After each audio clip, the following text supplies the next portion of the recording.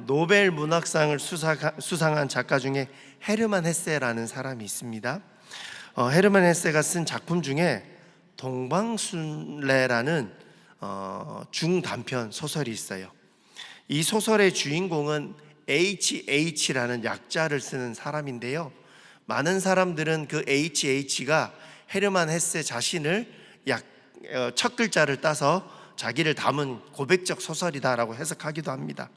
어쨌든 이 소설의 주인공이 어느 비밀 결사대, 신앙을 바탕으로 둔 비밀 결사대에 가입해서 동방으로 함께 순례를 가게 되는 이야기를 담고 있습니다. 순례 단원 중에는 네오라고 불리는 소년이 있었는데요, 그 소년은 순례단의 식사뿐만 아니라 모든 잡일들을 도맡아 처리해주는 종이었습니다. 레오는 저녁이면 지친 순례단에게 노래를 불러주기도 했었고요, 구석구석 살피며 필요한 것들을 알아서 잘 챙겨주는 훌륭한 종이었습니다. 레오의 섬김 덕분에 순례단의 분위기는 늘 활기찼고 감사가 넘쳐나는 모습이었어요. 그런데 어느 날 갑자기 레오가 사라집니다. 순례단은 레오가 없어진 걸 알게 되고 순례단에 문제가 하나하나 생기고 있다는 걸 알게 됐습니다. 평온도 깨지고요, 갈등도 불거지고 급기야 순례를 포기하는 지경에 이르고 맙니다. 그제서야 그 순례단 단원들은 레오가 종의 역할을 감당하는 사람이었지만 실제로는 우리 순례단을 이끌고 있는 진정한 리더였음을 깨닫게 되는 이야기입니다. 소설의 말미에 보면 훗날 HH인 이 주인공이 비밀결사대에 소환돼서 순례 공동체를 이탈한 것에 대한 심판을 받게 되는 모습이 나오는데, 그 심판장에 쓴 소설의 주인공이 깜짝 놀라게 돼요. 그 심판을 주관하는 비밀결사대의 최고 지도자가 바로 레오였던 거예요. 그는 지도자였지만 종의 모습으로 그 순례단을 섬기며 인도해왔던 모습. 세계적인 경영학자인 로버트 그린피드라는 사람이 이 동방순례의 소설을 영감을 받아 1970년대에 서번트 리더십, 섬김의 리더십이라는 책을 만들고 개념을 만들어냈습니다.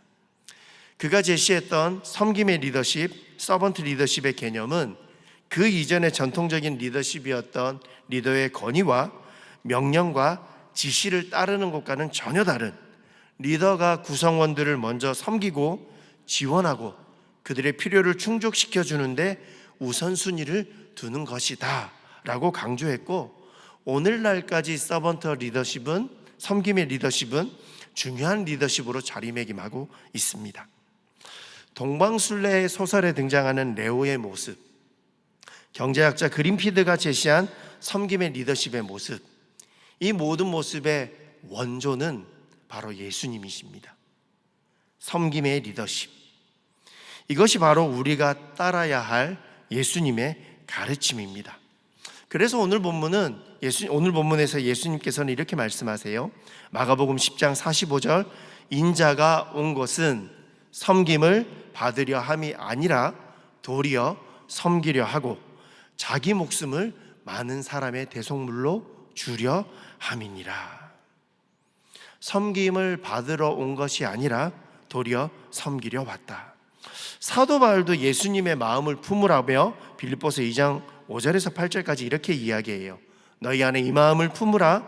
곧 그리스도 예수의 마음이니 그는 근본 하나님의 본체시나 하나님과 동등됨을 취할 것으로 여기지 아니하시고 오히려 자기를 비워 종의 형체를 가지사 사람들과 같이 되셨고 자기를 낮추시고 죽기까지 복종하셨으니 곧 십자가에 죽으심이라.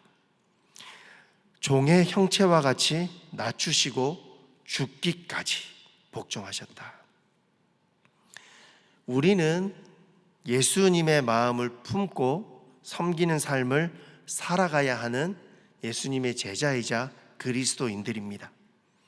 그리고 그런 우리가 모여있는 공동체는 곧 섬김의 공동체가 되어야 합니다. 그렇다면 섬김의 공동체를 이뤄가는 우리의 섬김은 어떤 섬김이 되어야 할까요? 첫 번째로 예수님의 본을 따라 섬겨야 합니다. 예수님의 본을 따라 섬겨야 합니다. 오늘 본문 이전에 기록되어 있는 예수님과 제자들의 상황을 좀 살펴볼 필요가 있을 것 같습니다. 오늘 본문에서 예수님의 말씀하기 직전에 나타나는 제자들의 주 관심사가 무엇이었을까요? 예수님께서 십자가를 지시고 고난을 감당하기 얼마 전쯤 제자들 사이에 한 가지 이슈가 등장해요. 누가 더 큰가라는 문제였어요. 그리고 그 얘기를 나누다 서로 다툼이 일어나는 것을 누가복음에서 볼 수 있죠. 그리고 그 내용이 오늘 본문으로 연결되어지면 그 제자들 중 야고보와 요한이 예수님께 나와서 주의 영광 중에 우리들 중 하나는 주님의 우편에, 그리고 또 다른 하나는 좌편에 앉게 해 주십시오. 우리 옛날 벼슬로 치면 예수님 당신이 왕이 되면 나는 우의정, 얘는 좌의정 시켜주세요. 제일 높은 자리에 우리 앉혀주세요 라고 부탁하는 겁니다. 예수님의 제자들은 예수님의 고난의 십자가를 앞둔 시점에 그분이 겪고 가셔야 할 고난의 길 십자가보다 누가 더 크고 누가 높은 자리에 앉느냐가 중요한 관심사였던 것 같습니다. 그런데 그런 제자들의 모습을 보시고 예수님이 주신 말씀이 바로 오늘 본문에 해당되는 내용입니다. 자리 다툼으로 갈등할 필요 없어. 그건 옳지 않아. 너희들은 나를 따라 섬김의 삶을 살아가야 돼 라고 말씀하고 있는 거죠. 오늘 우리가 읽었던 본문을 쉬운 성경 버전으로 제가 한 번 더 읽어봐 드리겠습니다. 그러나 너희는 그래서는 안 된다. 누구든지 너희 중에서 높아지려거든 종이 되어야 한다. 누구든지 너희 중에서 첫째가 되려거든 모든 사람의 종이 되어야 한다. 인자도 섬김을 받으려 온 것이 아니라 섬기러 왔다. 인자는 자기 생명을 많은 사람의 대속물로 주려고 왔다. 오늘 본문에 예수님께서 섬김을 강조하는 모습을 볼 때 우리가 발견할 수 있는 중요한 사실 중 하나는 섬김은 예수님이 이 땅에 오신 목표라고 말씀하고 있다는 거죠. 자신의 생명을 십자가에 내어주사 대속물로 주시는 모습이 예수님이 죄인된 우리들을 향한 섬김의 절정의 모습입니다. 그리고 십자가에 달리시기 전날 밤 직접 제자들의 발을 씻기시는 모본을 보여주시며 섬김의 실천을 모본으로 보여주셨습니다. 무릎 꿇고 더럽고 냄새나는 제자의 발을 직접 닦아주시는 예수님의 모습. 이 모본을 보여주신 예수님께서 제자들에게 요한복음 13장 14절 15절에는 이렇게 말씀하셨어요. 내가 주와 또는 선생이 되어 너희 발을 씻었으니 너희도 서로 발을 씻어주는 것이 옳으니라. 내가 너희에게 행한 것 같이 너희도 행하게 하려 하여 본을 보였노라.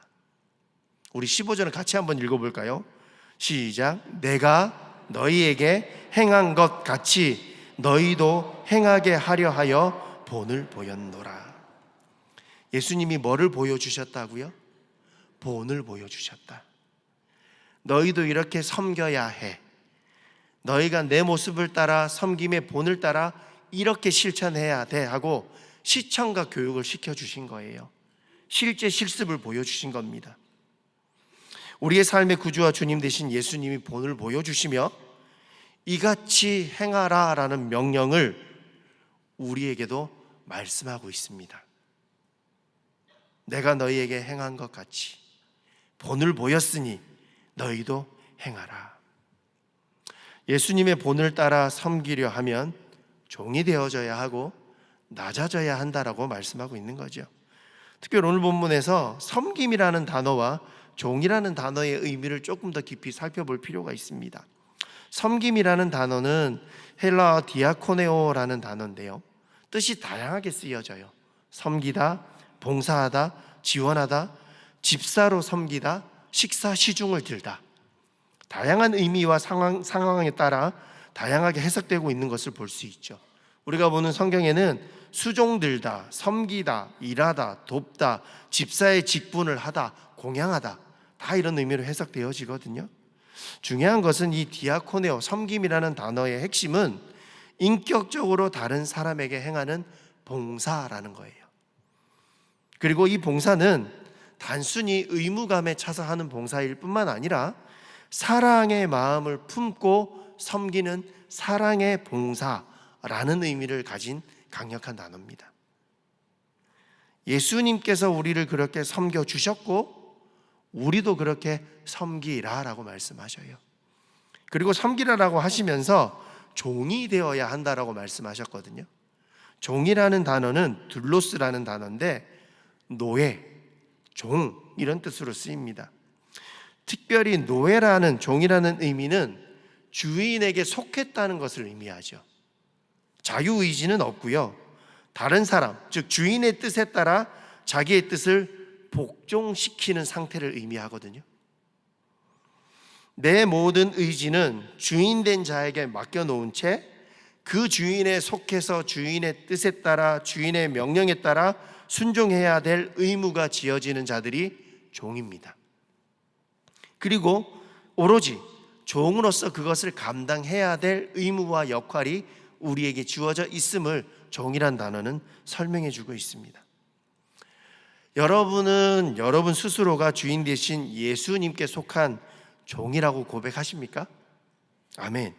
예수님의 종의 형체를 가지사 대속물로 되어주신 섬김의 본을 따라 우리도 우리의 삶에 섬김의 본을 가지고 나아가야 하는 겁니다.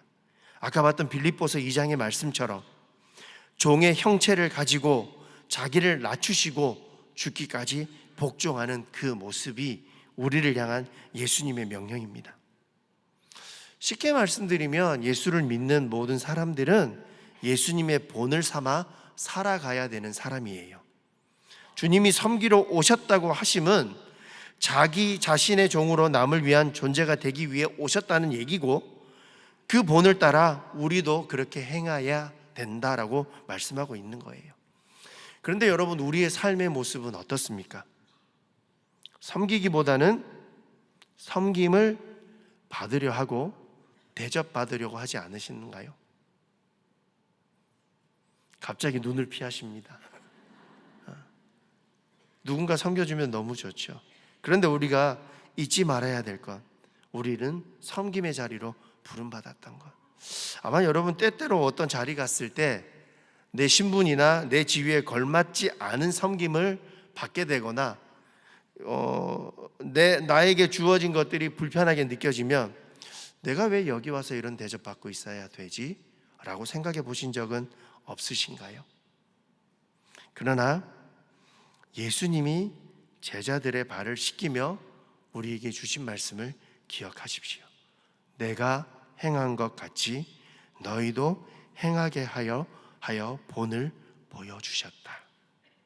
낮아짐의 모습에 본을 보여주신 예수님, 그리고 우리에게도 그렇게 낮아지며 섬기라고 명령하신 예수님, 그 예수님의 본을 따라 삶의 자리에, 낮아짐의 자리에 섬김의 삶을 살아가는 우리 시녀 가족들 될 수 있기를 축원합니다. 섬김의 공동체를 이루어가는 우리는 어떻게 섬겨야 될까? 두 번째로 필요를 채우는 섬김이 되어야 합니다. 필요를 채우는 섬김이 되어야 합니다. 45절 말씀을 제가 한번 더 읽어드릴게요. 인자가 온 것은 섬김을 받으려 함이 아니요 오히려 섬기려 하고 자기 목숨을 많은 사람의 대속물로 주려 했다. 예수님이 죄인된 인간들을 향해 섬겼던 섬김의 모습은 죄인된 인간들이 스스로 해결할 수 없는 문제, 꼭 필요하지만 우리가 해결할 수 없는 문제를 해결해 주시는 섬김이셨습니다. 예수님의 섬김은 구원받을 수 없는 죄인된 우리의 필요를 채워주시며 해결해 주시는 섬김이었다는 거예요. 우리 교회 등록하면 처음 듣는 성경부 과목이 뭔가요? 새 생명의 길. 다 들으셨죠? 오래된 분들은 기억이 잘 나지 않으시겠지만 새 생명의 길 3과 제목이 생명의 다리를 건너십시오라는 과목이에요. 거기에 보면 PPT 화면, 감사합니다. 이 화면을 보면 죄로 인해 하나님과 멀어진 인간들이 하나님과의 틈을 메우기 위해 수많은 노력들을 버리고 있음을 보여줍니다. 죄의 문제를 해결할 수 있기 위해서 그들이 지혜로, 의로, 선행으로, 율법으로, 종교의식으로 하나님 앞에 나아가려 했으나 할 수 없었어요. 그런데 이 문제를 해결해 주시기 위해 오신 분이 예수님의 십자가입니다. 그 틈을 우리가 해결할 수 없는 그 필요를 예수님이 채워주신 섬김이 십자가 보혈의 권세인 것입니다. 섬김은요, 우리가 섬기는 대상의 필요를 채우는 섬김이 되어 주셔야 돼요. 게리 체프만이 쓴 5가지 사랑의 언어라는 책이 있는데요, 이 책에는 5가지의 사랑의 언어가 있고 각 사람마다 그 언어가 다를 수 있다는 걸 이야기해줘요. 5가지가 뭐냐면 인정하는 말, 함께하는 시간, 선물, 그리고 봉사, 스킨십. 사람마다 내가 사랑받는다, 내가 섬김받는다라고 느낄 수 있는 것이 5가지로 나뉘어져 있다는 겁니다. 예를 들면 이런 거죠. 아내는 남편이 자기와 함께 해주는 시간이 사랑의 언어라고 생각하는데, 남편은 선물을 잘 해주는 것이 사랑의 언어예요. 이 남편은 아내에 대한 사랑을 표현하고 섬기기 위해 선물을 열심히 사다 나릅니다. 그런데 아내와 같이 해줄 시간은 없어요. 그런데 이 선물을 많이 받은 아내는 남편이 이렇게 선물을 많이 갖다 주는 것보다 나와 단 5분이라도 10분이라도 30분이라도 함께 해주는 시간을 바라고 있는 겁니다. 서로가 수고하고 노력하지만 서로의 필요를 채워주지 못하고 서로의 사랑 탱크를 채우지 못하는, 그래서 아내는 늘 남편에게 서운해하죠. 저 인간은 선물만 던져놓고 또 나갔네. 남편도 그렇게 해야 할 겁니다. 도대체 뭘 사줘야 만족할 거야? 각자 사랑하고 각자의 섬김을 한다고 하지만 서로의 언어를 채워주지 못하는. 그래서 이 책에서는 그렇게 권면합니다. 상대방이 원하는 사랑의 언어를 찾아 그것으로 채워주십시오. 그것으로 섬겨주십시오. 섬김은 섬김을 받는 사람이 필요한 섬김을 하는 것이 섬기는 자에게 필요한 자세예요. 그런데 많은 분들이 거꾸로 생각하는 경우가 있습니다. 내가 오늘은 이렇게 섬겨줄 테니까 넌 그냥 내가 해주는 대로 가만히 있어. 주는 떡이나 먹고 가만히 앉아 있어. 그런데 섬김을 받는 사람은 그 섬김이 자기의 필요를 채워주지 않을 때 섬김으로 느끼지 못합니다. 감사의 고백도 없을 수 있고요. 섬김은 섬김받는 자의 필요를 채우는 것이 되어져야 한다.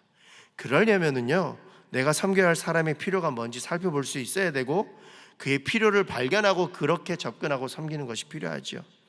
그게 중보기도가 될 수 있고 격려의 말이 될 수 있고 함께 있어주는 시간이 될 수 있고 음식을 나누는 것이 될 수 있고 선물을 나누는 것이 될 수도 있습니다. 섬김은 수고와 노력을 요구합니다. 내 마음의 원함이 아닌 그들의 필요를 채우는 수고와 노력, 때때로는 어려움을 감당해야 될 때도 있습니다. 제가 고등학교 시절 다니던 학교에 기독교 서클 동아리가 있었고 기독교 동아리 활동을 꽤 열심히 재밌게 했었습니다. 저희가 섬겼던 기독 동아리 단체에서는요, 방학하면 한 번씩 장애인 시설에 어려움에 있는 장애인들을 돕는 봉사활동을 다녔었어요. 저희가 가는 시설이 정신지체 장애인들, 중증 장애인들이 주로 많은 시설이었기 때문에 힘 좋은 고등학생들이 가면 할 일이 꽤 많았습니다. 목욕시켜주는 것부터 청소부터 놀아주는 것부터. 덩치 큰 정신지체 중증 장애인들을 감당하기가 쉽지 않거든요. 다양한 시간들을 가졌는데 가면 한 봉사자의 한 친구들을 붙여줘요. 어느 날 제가 갔을 때 저와 비슷한 10대 나이를 가진 청소년 남자친구가 저한테 배정됐습니다. 신나게 놀고 몸 쓰는 걸 기쁘게 좋아하길래 땀을 내며 신나게 열심히 놀아주고 있었습니다.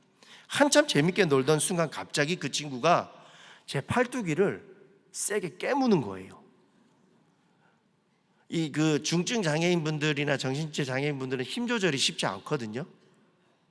너무 놀랍기도 했고 너무 아프기도 해서 주변에 그 시설에 있던 선생님들이 얼른 달려와서 말리고 떼내는 이 상황들이 벌어졌습니다.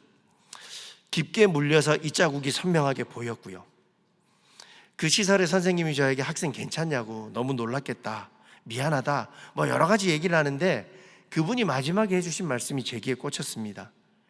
이 친구가 오늘 너무 좋아서 흥분했나 봐. 얘가 좋은 감정을 깨물어서 표현하는 애거든. 장애가 그런 걸 가지고 있었던 거예요. 저는 그냥 그 친구랑 놀아주는 것 말고 함께 해준 것밖에 없었는데 그 장애인 친구에게는 그게 무척 즐겁고 기다렸던 일이었나 봅니다. 그런 이 상황 속에 제 팔뚝에는 꽤 오랫동안 시퍼런 피멍 자국이 자리 잡고 있었습니다. 여름방학하고 봉사했으니까 반팔 입고 다니면 꼭 무슨 이상한 자리를 매긴 것처럼. 봉사 다녀온 후 멍자국이 점점 진하고 크게 번지는 것을 보며 저희 어머니가 이렇게 말씀하시더라고요. 야, 그렇게 물리고 하는데 뭐가 좋아서 거기를 봉사를 가냐? 다음엔 안 가면 안 되냐? 봉사도 좋지만 이게 뭐냐? 이런 거죠. 그런데 제가 그렇게 말씀드렸던 것 같아요. 그래도 좋아요. 섬김은 때때로 수고와 상처를 남기기도 하지만 나의 수고가 한 영혼을 기쁘게 할 수 있다면, 그리고 그것이 나를 향한 예수님의 본을 흉내라도 낼 수 있는 것이라면 그렇게라도 하고 싶은 마음이 우리 모두에게는 있을 것입니다. 원하기는 여러분이 예수님의 본을 따라 섬겨야 할 영혼을 찾고 기도하며 다가감을 통해서 그들이 무엇을 필요로 하는지 찾아 섬기며 드려지는 축복의 통로가 될 수 있기를 축복합니다. 섬김의 공동체를 이뤄가는 우리는 어떻게 섬겨야 될까? 세 번째로, 하나님께 영광을 돌리는 섬김이 되어져야 합니다. 하나님께 영광을 돌리는 섬김이 되어져야 합니다. 우리의 섬김은 예수님의 본을 따르는 섬김이 되어야 하고, 섬김이 필요한 자의 필요를 채우는 섬김이 되어야 합니다. 그리고 이 모든 섬김의 모습은 결국에는 하나님께 영광을 돌리는 섬김이 될 수 있어야 한다는 거죠. 섬김을 하다 보면 우리 마음에 꿈틀꿈틀 올라오는 마음이 하나 있습니다. 이건 누가 좀 알아주면 좋겠는데, 내가 말하지 않아도 누가 칭찬 좀 해주면, 이런 것 좀 자랑 좀 해주면 좋겠는데, 그래서 모든 일이 드러나기를 원하고 자랑되기를 원하고 나의 모습이 좀 높아지고 칭찬받기를 원하는 마음이 들 때가 있습니다. 물론 우리 분당 시녀회는 말고. 근데 그럴 때 나보다 먼저 주님을 생각하고, 나보다 먼저 섬겨야 될 이들을 생각하고, 나보다 먼저 내 자랑, 내 명예가 아닌 나의 섬김을 통해 하나님이 영광 받으시는 섬김이 되기를 기도하며 나아가는 것이 필요합니다. 우리나라에 와서 생명 다할 때까지 수고했던 한 그런 삶을 살았던 선교사님이 있습니다. 미국 간호사로 1912년 우리나라에 들어왔던 서서평 선교사님이십니다. 서서평 선교사님의 이야기는 두란노 출판사에서 조선의 작은 예수 서서평이라는 책으로, 또 서서평 천천히 평온하게라는 다큐멘터리 영화로도 제작되어져서 많은 이들에게 감동을 줬습니다. 그런데 얼마 전 일반 역사책에 이 서서평 선교사의 이야기가 기록되어 있는 것을 발견했습니다. 무척 놀랐습니다. 우리나라를 위해 선교사로 왔던 이방인의 이야기를 학생들이 있는 서점에 있는 일반 역사책에서 다루고 있다는 모습이 이채로웠습니다. 그 책은 베스트셀러 작가이자 역사 커뮤니케이터로 열심히 유명한 역사 강사인 최태성님이 쓴 다시 역사의 쓸모라는 책입니다. 청소년 대상으로 강의를 많이 하는 분이신데요, 이분이 역사의 의미 중에 본받아야 될 가치를 묶은 책이 역사의 쓸모 시리즈인데, 작년에 최근에 발견된 다시 역사의 쓸모 4장의 여정의 끝에서 비로소 깨달은 것들이라는 챕터에 성공이 아닌 섬김을 실천했던 사람이라는 소제목으로 서서평 선교사의 이야기를 다루고 있더라고요. 책에 나와 있는 내용을 그대로 한번 읽어드려 보겠습니다. 서서평의 본명은 엘리자베스 요한나 셰핑이에요. 원래 미국 간호사였는데 우리나라에 의료봉사가 필요하다는 소식을 들었어요. 당시 미국 사람들은 그때 우리나라에 대한 정보가 전혀 없었어요. 그럼에도 서서평은 의료봉사를 지원했고 1912년 간호선교사로 우리 땅을 밟았습니다. 20일 넘게 배를 타고 한국에 도착한 서서평은 서울 세브란스 병원에서 일을 시작했습니다. 그런데 3.1 운동을 하다가 다친 사람들을 치료해 줬다는 이유로 서울에 있지 못하게 됐어요. 그래서 현재 광주 기독교 병원의 전신인 광주 재중원으로 가게 되지요. 광주와 인근 지역을 돌며 봉사하던 서서평은 식민지 역사 여성들의 고단한 삶을 목격하게 돼요. 이름이 없는 여성들에게 이름을 지어주고 배움의 기회를 얻지 못한 여성들에게는 한글을 가르쳐 주었지요. 1926년에는 선교사 로이스 리길의 후원을 받아 우리나라 최초의 여성 신학교인 이일학교를 설립했어요. 서서평은 여성 교육에 힘쓰는 한편 아이를 낳지 못해 남편에게 쫓겨난 여성이나 오갈 데 없는 과부들과 함께 생활했어요. 공동체 생활을 하면서 고아들도 입양하기 시작합니다. 독신이었음에도 딸 13명과 아들 하나를 입양해 키워냈어요. 아들의 이름은 요셉이었고 오늘날 한센병이라 불리는 나병 환자였어요. 1931년에는 최영종 목사와 함께 한센병 환자들을 이끌고 구라, 나병 환자를 구하라는 대행진을 진행합니다. 구라 대행진을 통해 한센병 환자 수용과 재활을 위한 시설을 확장해달라고 조선 총독부에 요구했고 그 노력으로 한센병 환자들이 소록도에 머물 수 있게 되었어요. 그러나 쉴 새 없이 일하던 서서평은 1934년 여름에 숨을 거두고 맙니다. 매일 최소한의 음식으로 허기를 채우고 남은 생활비는 모두 어려운 사람을 위해 썼던 서서평의 사인은 안타깝게도 영양실조였어요. 광주시 최초의 시민사회장으로 장례식이 시작된 날 소복을 입은 여성들이 통곡을 하며 운구행렬을 따랐어요. 유품이라곤 담요 반장, 동전 몇 개, 옥수수가 전부였어요. 그리고 자신의 시신까지 의학 연구에 써달라고 병원에 기부했어요. 서서평의 침대 머리맡에는 이런 문구가 붙어 있었어요. 그녀는 매일 이 문구를 보며 평생 성공을 바라보기보다는 섬김을 실천하는 사람이 되게 해달라고 기도했던 것 같아요. 그 글이 Not success but service, 성공이 아니라 섬김이다 라는 글입니다. 이 땅을 향한 서서평 선교사의 섬김이 예수 그리스도를 알지 못하는 이들에게도 배워야 될 교훈이자 섬김으로 전달되고 기록되는 이 모습은 한 사람의 한 그리스도인들의 섬김이 이 땅에 일하신 하나님의 영광의 모습으로 고백되는 모습이라고 할 수 있을 것 같습니다. 마틴 루터 킹 목사님이 남긴 말을 마지막으로 전하며 말씀을 마무리하려 합니다. 모두가 다 유명한 사람이 될 수는 없다. 하지만 누구나 위대한 사람이 될 수는 있다. 왜냐하면 위대함은 섬김으로부터 나오기 때문이다. 섬기는 일에는 학사 학위가 필요 없다. 아인슈타인의 상대성 이론을 알 필요도 없다. 물리학의 열악한 제2법칙을 알 필요도 없다. 단지 은혜가 충만한 마음과 사랑으로 거듭난 영혼만 있으면 된다. 단지 은혜가 충만한 마음과 사랑으로 거듭난 영혼만 있으면 된다. 은혜가 충만한 마음과 사랑으로 거듭난 영혼이신 우리 시녀 가족 여러분, 섬김의 본을 보이시고 그렇게 행하라 하신 예수님을 따라 또 내 삶의 자리에서 섬김의 삶 살아갈 수 있기를, 한 사람 한 사람의 그런 섬김이 모여 하나님께 영광 돌리는 섬김의 공동체, 시녀 공동체로 드려지실 수 있기를 주님의 이름으로 축원합니다. 기도하겠습니다. 섬김의 본을 보이시고 그렇게 행하라 말씀하신 예수님의 본을 따라 살아가는 시녀 되게 하여 주시옵소서. 섬김이 필요한 이들을 찾고 돌아보며 그들의 필요를 채우며 다가가는 섬김이들, 축복의 통로가 되는 시녀 가족들 되게 하여 주시옵소서.